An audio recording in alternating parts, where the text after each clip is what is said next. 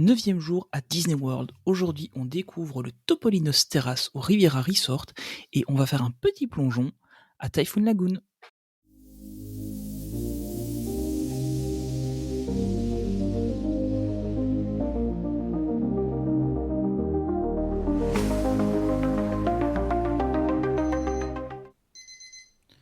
Ce matin, levez tôt, direction Topolinos Terrace pour le petit déjeuner. C'est au Riviera Resort, il faut donc prendre 2 bus pour y aller ou un Uber Lyft, mais comme on se lève assez tôt, on tente le bus.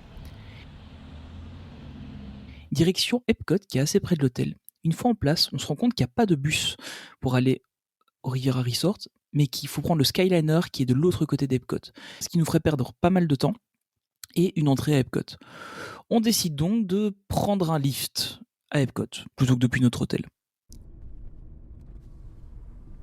André, un chauffeur brésilien super sympa, est étonné de nous voir faire ce trajet. On lui explique pourquoi, on rigole un peu de la situation. On discute pas mal de d'où il vient. Il est déjà venu en Belgique, on parle de Bruges évidemment et de Bruxelles. Un voyage qui passe très vite, très sympathique pour notre première utilisation du service. On arrive au Riviera vers 25, on a une réservation pour 35, on est dans les temps, l'hôtel est magnifique, mais c'est un hôtel Disney Vacation Club, il n'est donc pas réservable pour tout le monde. On y reviendra un jour à ce fameux club. Direction le 10e étage pour aller découvrir ce magnifique restaurant. On arrive, vue imprenable sur l'hôtel, le lac et tous les hôtels Disney autour, ainsi que le Skyliner, c'est vraiment beau. Le check-in habituel et 10 minutes plus tard, nous voilà à notre table, avec déjà Donald qui nous salue. On aura droit au passage des 4 personnages présents ce matin, Donald, Daisy, Minnie et le patron en personne, Topolino, enfin Mickey comme nous on l'appelle. Tous dans des habits magnifiques, les interactions sont riches et agréables, encore une fois, ils prennent le temps à chaque table, mais sans traîner, une très belle organisation. Niveau repas, le classique en service à table, petit déjeuner, corbeille de viennoiserie et un plat chacun. Je reste dans le classique avec des scrambled eggs et du bacon. Candy et Ma prennent les gaufres, vraiment excellentes. Une fois le repas terminé, on passe sur la terrasse pour admirer la vue. On voit très bien Batuu et la tour de la Terreur, Expédition Everest et l'arbre de vie, ainsi que les pavillons d'Epcot, une vue imprenable. On redescend ensuite direction le Skyliner qu'on va enfin pouvoir tester. On passe par le Caribbean Beach Resort pour un changement vers Hollywood Studios. C'est assez sympa et rapide comme moyen de transport. Un de plus sur notre liste, il ne nous manquera plus que monorail. Arrivé à Disney's Hollywood Studios et malgré ma grande envie de retourner sur Batuu, on prend le bus pour repasser à l'hôtel, prendre nos sacs direction Typhoon Lagoon. On est obligé de passer par Disney Springs et ensuite de prendre un autre bus pour se rendre à Typhoon Lagoon. Il n'y a plus de direct depuis les hôtels. Arrivé sur place, le processus d'entrée est le même que pour les autres parcs.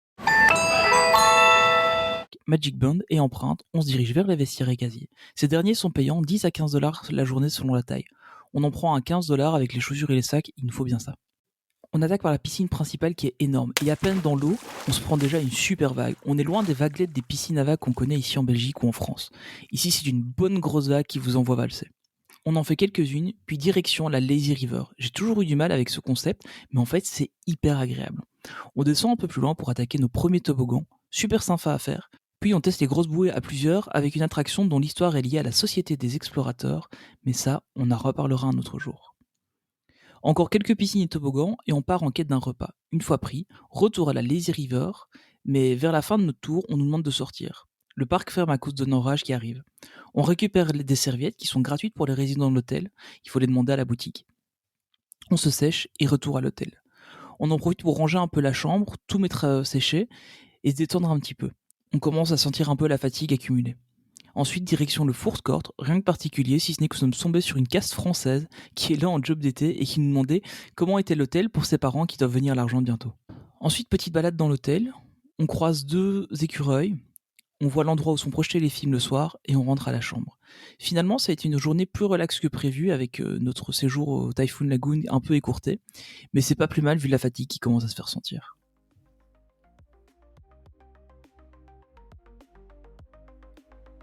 Et voilà, 9e jour, assez light finalement. On n'a pas pu profiter autant qu'on l'aurait voulu de Typhoon Lagoon, mais avec l'orage, mesures de sécurité oblige, on a dû sortir. Après, je pense que si on avait attendu à l'extérieur de la piscine pendant peut-être 20-30 minutes, on aurait pu y retourner. Mais bon, voilà, on a décidé de retourner à l'hôtel et de la faire un peu plus light aujourd'hui. N'hésitez pas, si cet épisode vous a plu, à le partager un maximum, à laisser un commentaire ou un like si vous pouvez sur la plateforme où vous nous écoutez. Vous retrouverez aussi sur YouTube la vidéo de Savis Workshop, là où j'ai fait mon sabre laser dont je parlais la semaine dernière dans le podcast. Et n'hésitez pas aussi à vous abonner là-bas et puis à partager. Moi je vous donne rendez-vous au prochain épisode et je vous souhaite une bonne journée. Salut!